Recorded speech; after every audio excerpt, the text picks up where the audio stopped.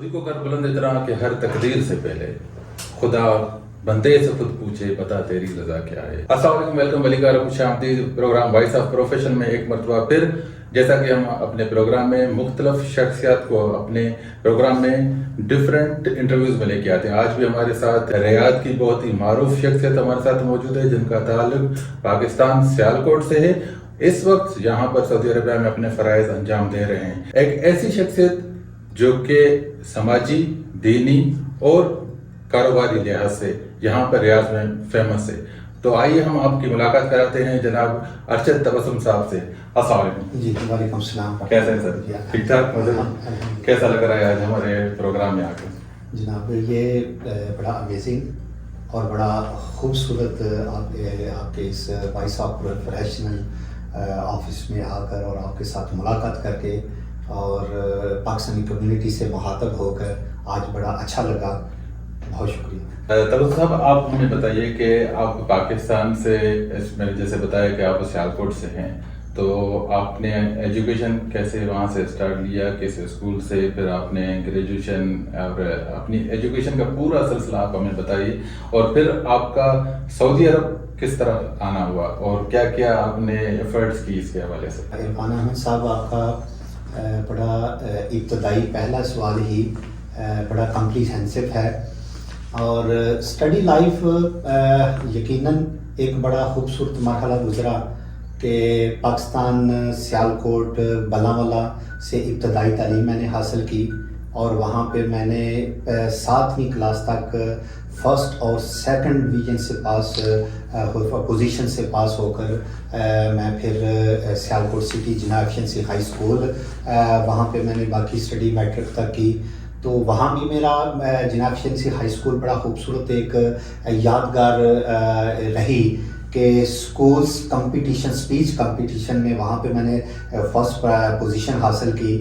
वहाँ से फिर मैंने अपना टेक्निकल एजुकेशन के लिए कि पॉलीटेक्निकल इंस्टीट्यूट सियालकोट, वहाँ पे फिर मैंने 3 साल इलेक्ट्रिकल एसोसिएशन इंजीनियरिंग का वहाँ पे मैंने कोर्स किया और वहाँ की भी एक खूबसूरत याद रही कि वहाँ भी कॉलेज का स्पीच कंपटीशन पे मैंने फर्स्ट प्राइज़ हासिल किया और फिर वो आगे गुजरांवाला 3rd डिवीज़न में गुजरांवाला और फिर पंजाब लेवल पे भी मैंने हिस्सा लिया। और हमारे यंगस्टर जो इस वक्त हमारा इंटरव्यू देख रहे हैं उनको आप बताएं कि पाकिस्तान में जॉब के हवाले से क्या क्या अवेलेबिलिटीज़ हैं, और जिस तरह आप, मैंने कहा कि एक समाजी वर्कर हैं और दीन से भी आपका बड़ा ताल्लुक है और फिर कारोबार से, तो ये तीनों चीज़ें आप एक साथ कैसे मैनेज करते हैं और हमारे यंगस्टर को इन तीनों चीज़ों में किस तरह जो है आना चाहिए? जी बहरहाल बहसीयत इंसान उसका दीन से तल्लुक़ हो या वो मुस्लिम नाम मुस्लिम हो, कुछ भी हो, लेकिन हम चूँकि एक मुस्लिम स्टेट पाकिस्तान से हमारा तल्लुक़ है तो इसलिए बहसीयत पाकिस्तान मैं समझता हूँ कि हमारा ताल्लुक़ पाकिस्तान का दीन और बाकी पाकिस्तान के हवाले से, दुनिया के हवाले से भी लाज़िम और मलज़ूम हमारे दोनों हिस्से शामिल हैं। तो एक इंसान को वो इंसान कामिल बनता ही तब है कि जब वो तालीमी मैदान में हो, तो स्पेशलाइजेशन, चाहे वो टेक्निकल एजुकेशन हो, चाहे वो जनरल नॉलेज हो, चाहे वो किसी भी बिजनेस के अंदर वो इन्वॉल्व हो, तो उसको भरपूर मेहनत करनी चाहिए ताकि वो अपनी सलाहियतों को अपनी ज़ात के लिए नहीं बल्कि अपनी कौम और अपने दीन के लिए भी उससे मौसर तौर पर जो है ना वो इस्तिफ़ादा हासिल कर सके। इसलिए हमारे तलबा जितने भी हैं जिस शोबे से भी तल्लुक़ है, वो सिर्फ रोज़गार को मद्देनज़र न रखें बल्कि रोज़गार, अपनी फैमिली, अपना पाकिस्तान और साथ साथ इस्लाम के क्यों भी मद्देनज़र रखे कि मैंने वो तरक्की और अरूज की उन मनाजिल को तय करना है जिससे मैं माशरे और बसीयत मुसलमान एक मौसर और काबिल सताइश और मावन एक मुसलमान और इंसान बन सकूँ। बहुत ज़बरदस्त ये आपने बात बताई कि इसमें सबसे जो इम्पोर्टेंट चीज़ है कि हमारे जो पेरेंट्स है وہ اپنے بچوں کو موسٹلی یہ چیز بتاتے ہیں کہ آپ اسٹڈی کریں، پڑھیں گے تو آپ انجینئر بنیں گے یا ڈاکٹر بنیں گے، مگر ان کو یہ چیز نہیں سمجھاتے کہ یہ آپ کا پڑھائی جو ہے وہ آپ کو کتنا ایجوکیٹ کرتی ہے. آپ اس چیز کی وجہ سے نہ کریں کہ آپ کو آگے جا کے نوکری کرنی ہے یا پھر پیسے کمانے ہیں. اگر آپ مائنڈ میں یہ چیز رکھیں گے تو آپ آگے نہیں بڑھ سکیں گے، یا پھر آپ صرف اور صرف اسی چیز کو فوکس کریں گے. مگر یہ چیز جو ہے جو آپ اپنے بچوں میں ٹرانسفر کرنی ہے کہ جو ڈپارٹمنٹس ہیں یا انڈسٹریز ہیں ڈفرینٹ ہیں، ٹھیک ہے، اس میں انجینئرنگ بھی آ جاتی ہے، اس میں آپ کا میڈیکل بھی ہے، اس میں بزنس بھی ہے، تو ہر چیز میں ان کو انوالو ہونا چاہیے. جی تو صاحب مجھے اب یہ ہمارے ویورز کو یہ بھی آپ بتا دیں کہ اگر کوئی سعودی عرب آنا چاہتا ہے تو وہ کس طرح سعودی عرب آ سکتا ہے، اور آپ سعودی عرب کب آئے اور کس طرح آئے، اور یہ آپ کو شوق کس نے دلایا؟ جی جناب، آپ کے سوال کے دو حصے ہیں. پہلے تو میں اپنے حوالے سے میں عرض کر دیتا ہوں کہ میں بیسیکلی یہاں پہ سعودی عرب پرفارمنگ حج کہ حج ادا کرنے کی نیت سے آنے کی خواہش تھی. لیکن جب یہاں پہ سعودی عرب آیا تو یہاں کا خوبصورت ماحول اور حرمین شریفین اور پھر پاکستانی کمیونٹی کا ایک بڑا رول تھا جو پازیٹیو عرب معاشرے اور عرب کی تعمیر و ترقی میں، تو اس میں پھر میرے جذبات اور میری خواہش اور بڑھ گئی کہ میں اپنے پاکستان کے لیے، اپنی ذات کے ساتھ ساتھ اپنی فیملی کے ساتھ ساتھ پھر وہ ذوق تھا کہ یہاں اپنے پاکستان کے لیے بھی کچھ کر سکوں. تو اس نقطہ نظر سے پھر میں یہاں پہ مستقل قیام کے لیے میں رک گیا. تو آج یہ 30 سال کا عرصہ سعودی عرب کی تعمیر و ترقی میں اپنی علمی، اپنی فنی جو بھی صلاحیت اللہ تعالیٰ نے دی تھی اس کو صرف کرنے کے لیے اللہ تعالیٰ نے یہ موقع دیا. تو آپ کا دوسرے سوال کا دوسرا حصہ بڑا اہم ہے.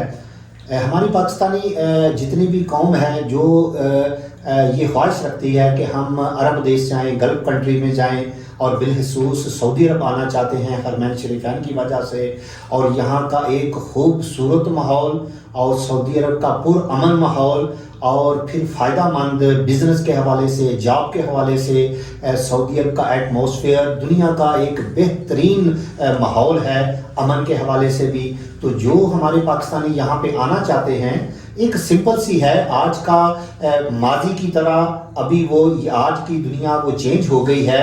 ماضی میں ہمارے پاکستانی بھی کوئی بھی ویزا پرچیز کر کے اوپن یا ایگریمنٹ کا ویزا پرچیز کر کے آ جاتے تھے تو یہاں ایڈجسٹ ہونے میں ان کو آسانی تھی.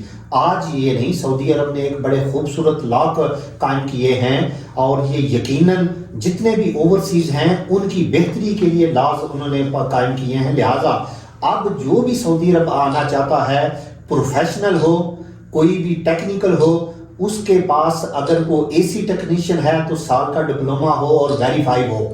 پھر اگر کوئی اسی طرح پیرامیڈیکل کالج سے اس نے کوئی چھوٹا ڈپلوما لیا ہو میڈیکل کا تو اس کے پاس بھی ویریفائڈ ڈپلوما ہو. اگر وہ بزنس سے ہے، سی اے ہے، اکنامکس سے ہے، یعنی جس فیلڈ سے بھی ہے اس کو کم از کم ڈپلوما اس کے پاس ایچ ای سی اور وزارت خارجہ کا اس کے پاس ڈپلوما ہونا چاہیے. تو پھر اس کے لیے سعودی عرب کی مارکیٹ بڑی سود مند ہے، بڑی مفید ہے اور بڑی ارننگ والی مارکیٹ ہے. اور یہاں پاکستانیوں کو ان کی وفاشاری کے لیے اور ان کی محنت کشی کے لیے، جفا کشی کے لیے بڑا پسند کیا جاتا ہے. تو لہٰذا ان کو یہاں آنے کے لیے بڑے اچھے موقع بھی ہیں اور مفید ہوتے ہیں. آج جو سعودی عرب ہے وہ بہت ہی ڈفرینٹ اور بہت ہی ایزی ہو گیا ہے. آپ جب جو بھی آنا چاہتا ہے Saudi Arabia, most welcome any time اور بنا خوف کے. جس طرح ہمیں پہلے خوف دیا جاتا تھا تو وہ چیز اب ختم ہو چکی ہے. اب سعودی عرب ایک دنیا کے ایک دوسرے موڈ میں جا رہا ہے اور یہ بہت اچھا کنٹری بن جائے گا. جس طرح انہوں نے وزٹ کے لیے ویزا کھولے ہوئے ہیں، حج ہے، عمرہ ہے، ہر چیز یہاں پر اویلیبل ہے. اور اگر کوئی جاب کے لیے بھی آتا ہے تو وہ بھی بہت اچھا یہاں پر ان کو اسکوپ مل سکتا ہے. جی آپ جب آئے تھے تب آپ نے کس پرابلمس کو فیس کیا تھا؟ جی جناب، اصل میں جب ماضی تھا تو ماضی میں یہاں پہ واقعتاً بڑے مسائل تھے کہ یہاں پہ ہمیں پاکستان کے اندر چونکہ کوئی ٹریننگ انسٹیٹیوٹ نہیں ہے کہ جو بھی ہمارا لیبر سے تعلق ہو یا کوئی پروفیشنلز کا ہو اور وہ سعودی عرب جاب کے لیے آتا ہے تو اس کو وہ ایجوکیٹ کیا جاتا ہے کہ اس نیچ پہ آپ وہاں پہ جائیں گے تو آپ کو جاب ملنے میں آسانی ہوتی. تو تب ایسا کوئی پروفیشنل ہمارا پاکستان میں کوئی فورم نہیں ہے, ٹریننگ سیشن نہیں ہے. تو اس وقت یہ سارے مسائل ہمارے پاس تھے. ہم آ تو گئے ادھر, لیکن یہاں جیسے آج ہم پاکستانی کمیونٹی کے لیے کو معلومات شیئر کرتے ہیں, تب بھی بڑے اچھے کچھ ساتھی ہمیں مل گئے تو انہوں نے ہمیں گائیڈ کیا کہ ہمارے پروفیشن کے حساب سے ہمیں یہ لائن سوٹ کرتی ہے. تو الحمدللہ بڑی جلدی ہی ہمیں روزگار میں سیٹل ہونے میں ہمیں آسانی ہوئی. میں آیا تھا تو اس وقت کفیل سسٹم بہت ٹف تھا اور لوگوں کو پاسپورٹ بھی کفیلوں کے پاس ہوتا تھا اور پھر ان کو کفیل دیتے بھی نہیں تھے. مگر اب یہ سلسلہ ختم ہو چکا ہے, بہت زیادہ اویئرنیس آ گئی ہے اور بہت ایزی ہو گیا ہے. کوئی اور ایسا کوئی ایکسپیرینس آپ کو سعودی عرب میں کیا ہو جو آپ کو یادگار ہو گیا ہو؟ جناب سعودی عرب میں سمجھتا ہوں کہ ایک بہت بڑی یونیورسٹی ہے. یہاں پہ کوئی بھی شخص پاکستان سے آتا ہے انسکلڈ تو یہاں ساتھ ساتھ اس کو معاش بھی ملتا ہے اور ساتھ سیکھنے کا بھی ملتا ہے. تو سیم یہاں بھی میرے ساتھ بھی ایسا ہوا کہ ان ٹرین وہاں پہ ایجوکیشن مکمل کر کے تو ادھر آیا تو یہاں پہ بہت سے شعبوں میں روزگار بھی ملا اور ساتھ ساتھ مجھے ٹیکنیکل ایجوکیشن کے ساتھ ساتھ الیکٹرانکس اور دیگر الیکٹریکل ٹریننگ کا جو ہے وہ سیکھنے کا موقع ملا. الحمدللہ روزگار بھی ملا اور بہت کچھ بزنس کے ساتھ ساتھ ٹیکنیکل ایجوکیشن بھی سیکھنے کو الحمدللہ ملی. کچھ سوالات ہیں, میں چاہوں گا کہ ہم سوالات کی طرف آ جاتے ہیں, اس میں کافی چیزیں ہماری کور ہو جائیں گی. جی تو میرے پاس ہے red yellow green blue cards ہیں, تو آپ پہلے کون سے کارڈ چوز کریں گے؟ تو میں ان سے سوالات آپ سے شروع کرتا ہوں. جی آپ نے جیسے کہا کہ میں یلو کارڈ سے اسٹارٹ کرتا ہوں, تو یلو کارڈ ہمارے جو ہے وہ پرسنل کوسچنس میں آپ سے پوچھوں گا. تو آپ کا فیوریٹ پلیس, فوڈ, مووی اور اسپورٹ کون سا ہے؟ جی بڑا انٹرسٹنگ ہے. یہاں سعودی عرب میں تو ویجیٹیبل رائس کو پسند کرتا ہوں اور ساتھ ساتھ جو ہے نا وہ پلاؤ کو پسند کرتا ہوں. ویسے تو میں نے 14 سال کرکٹ کھیلی ہے, لیکن ویسے جو ہے مجھے میری پسند وہ سوئمنگ ہے. کوئی بھی ہسٹوریکل مووی ہوں پاکستان کی جو ہائی لائٹ کو کرتی ہوں وہ پسند کرتا ہوں, اسلامک ہسٹری کو ہائی لائٹ کرتی ہوں تو وہ میں پسند کرتا ہوں. کوئی ٹیچر, آپ کا فیوریٹ ٹیچر, بک, کنٹری اور ڈریس کوڈ؟ تو میرا ایک بڑا خوبصورت اور بڑا پیارا اور محبت کرنے والا ٹیچر ہے, نام لینا پسند مناسب نہیں سمجھتا. تو ہم نے دونوں دوستوں نے مل کر اپنے ٹیچر کے وہ ساری باتیں کہ جو ایک فیملی کے ممبر کرتے ہیں, ہم نے اپنے ٹیچر کی شادی کرائی, ان کی مسحری بنائی, ان کے جب وہ آئے ریسیپشن کی, ان کو وہ جو آئل ہوتا ہے وہ ڈیلنا, وہ سارے لوازمات ہم نے دو دوستوں نے مل کے اپنے ٹیچر کی شادی بھی کی. تو لہٰذا میں اپنے اس ٹیچر کو بہت پسند کرتا ہوں. اچھا, بک اور کنٹری؟ کنٹری کے حوالے سے میں ویسے بھی جب یہاں پہ آیا 1993 میں تو تب میں نے آف شور کمپنی میں انٹرویو دیا اور مجھے ایک کینیڈین کمپنی میں جاب کی آفر بھی ہوئی. لیکن دی اینڈ میں نے جو فیصلہ کیا کہ سعودی عرب دنیا کا بہترین ملک ہے, خوبصورت ملک ہے, انفراسٹرکچر کے حوالے سے بڑا منظم اور خوبصورت ملک ہے, تو میں نے وہ چھوڑ دیا اور سعودی عرب کو جو ہے نا رہنا پسند کیا. تو لہٰذا میری پسند سعودی عرب. ڈریس کوڈ ویسے تو بحیثیت پاکستانی شلوار قمیض کو میں پسند کرتا ہوں, لیکن باہر رہتے ہوئے میرا ڈریس جو ہے نا وہ پینٹ اور شرٹ اس کو زیادہ پسند کرتا ہوں. بائی نیچر سائلنٹ, سوشل اور ناٹی؟ نہیں, ناٹی نہیں, البتہ سوشل اور عوامی ہوں, تو لہٰذا یہ عوامی کہہ سکتے ہیں, سوشل. کوئی آئیڈیل پرسن آپ کے کیریئر میں؟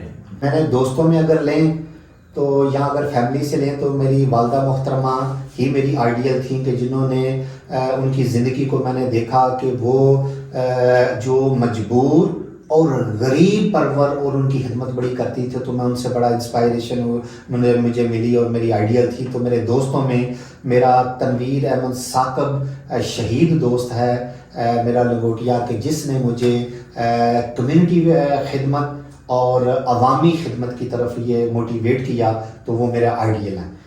Describe your self in 3 words. بڑا مشکل سوال ہے. کوئی بھی شخص ہے وہ اس کو اپنی ذات کو جو ہے نا وہ پریزنٹ کرنا اس کے لیے مشکل ہوتا ہے, لیکن پھر بھی یہ ہے کہ میرا جو ہے نا وہ خدمت خلق کے مجھے تسکین ملتی ہے, اور پھر پاکستان کا کوئی بھی خدمت کا موقع ملے تو وہ اس حوالے سے مجھے بڑا فخر محسوس ہوتا ہے, اور پاکستان کا جو پڑھا لکھا طبقہ ہے, بزنس مین اور کامیاب جو طبقہ ہے, اس کو دیکھ کر میں بڑا فخر محسوس کرتا ہوں اور اپنے پاکستان ہونے پہ خوشی محسوس کرتا ہوں. کوئی 3 چیزیں جس سے آپ کو بہت زیادہ محبت ہو؟ جی ماشاءاللہ, ایک تو واقعتاً مجھے اپنے وطن پاکستان سے بڑی محبت ہے. پھر اس کے بعد جو عوامی خدمت اور دینی خدمت سے جو ہے نا وہ مجھے بڑا لگاؤ اور محبت ہے.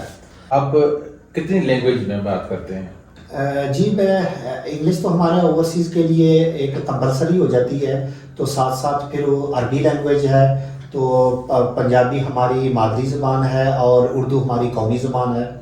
اس کے علاوہ کوئی زبان آپ نے کبھی ٹرائی کی؟